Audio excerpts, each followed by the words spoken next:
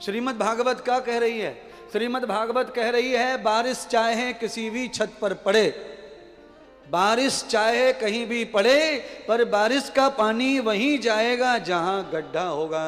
बारिश का पानी ऊंचे पे कभी रुकने वाला नहीं है। चाहे भगवान सृष्टि में कहीं भी प्रकट हो, कहीं भी अवतार लें, पर भगवान वहीं पहुंचेंगे जहां उनके भगत रहते हैं। पाखंडियों के पास भगवान का कोई स्थान नहीं है। कंस के पास महल था, सोना था, चांदी था, सब था, पर कंस के पास में हिंसा के अलावा कुछ भी नहीं था। वो पद का बड़ा दुरुपयोग करता था, गौरवशाली था। जैसे ही पद आया, पिताजी से छिना लिया था, पद आया नहीं था।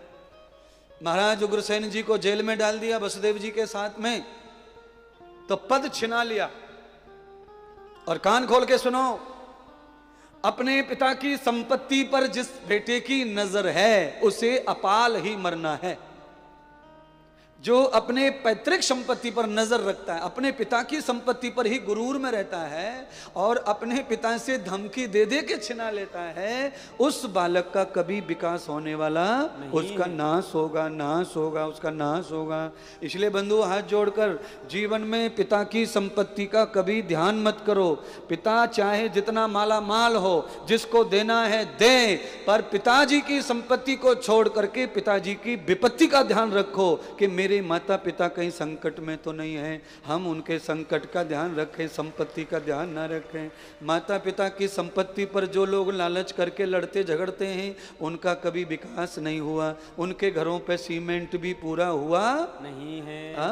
बाप की संपत्ति पे जो भाई लड़ते ना आपस में, उनके घर में सीमेंट तक नहीं होता। 20 साल हो गए कमरे में, खाली ईंट वाले कमरे में ही रह रहे हैं। भाई पे कलई कर लें, भाई पे वो धोती फाड़ के सिल के टांग लीजिए, पर्दा है वो कंपनी को। ये हाल है। दादी की धोती टांग दें अलमारी में, यही पर्दा है वो। क्यों? पैतृक संपत्ति पर जो झगड़े करते हैं वो कभी कलर के घर में रह सकते नहीं है। वो पंखे कूलर का आनंद नहीं ले सकते, वो एसी का आनंद नहीं ले सकते हैं। क्यों? कि हम कभी माँ बाप का ऋण चुका सकते नहीं। उनके तो एहसान इतने हम गिना सकते नहीं। वो कहाँ भक्ति में शक्ति, वो कहाँ फल जाप का, हो तो हो इनकी कृपा से खात्मा सब पाप का। हम बता सकते नहीं और हम तो कहीं जा सकते नहीं। एहसान इतने हम गिना सकते नहीं।